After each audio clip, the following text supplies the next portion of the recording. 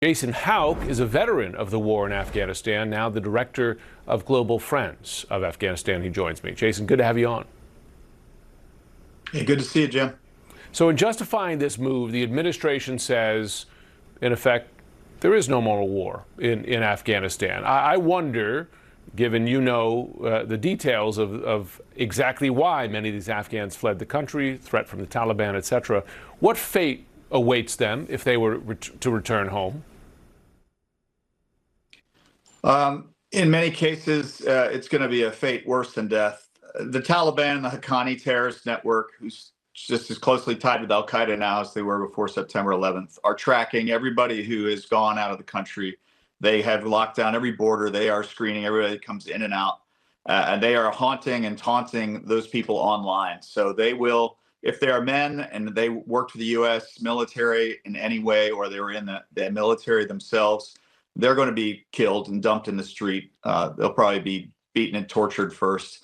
If it's a woman, especially if she's involved with human rights battle that's going on right now and trying to end gender apartheid, she's going to be in prison. She's going to be tortured. She's going to be raped. If she gets pregnant, they'll abort the baby. They'll impregnate her again. And eventually they'll kill her and throw her on the street in front of her home.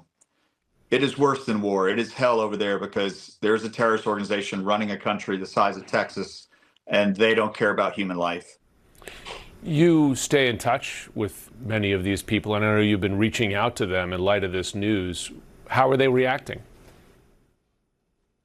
This is absolutely frightening for the refugees that are here. I reached out to a dozen women refugees whose families are still basically running for their lives in Afghanistan and trying not to get caught by the Taliban.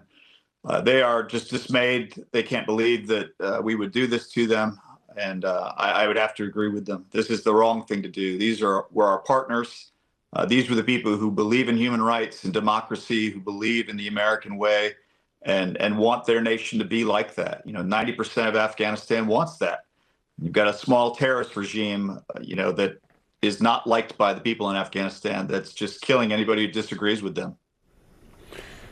How do U.S. veterans of Afghanistan, yourself included, see this? You and I have spoken about how the withdrawal had a deep psychological impact on many Afghan veterans and contributed, in your view, to what was already an epidemic of suicides. This news, how do U.S. veterans see this? There's a lot of anger. We thought the Biden administration was really dragging their feet on getting people enrolled into citizenship programs that were vetted 10 times. These were people we stood beside and folks who literally took bullets for us, and we're still alive. And so this is just another punch to the gut. We had a suicide epidemic. It's still ongoing. I just ran a conference in February out in Nashville on this. The numbers are still going the wrong direction.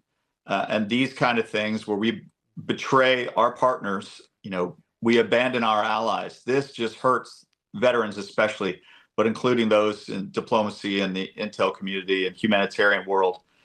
We're betraying people who are our friends and who want the same things we do for our children. And who you and your fellow veterans gave so much for, sometimes their own lives. Are there national security impacts from this as well? I believe so. If we always fight wars in a coalition. That is how America fights.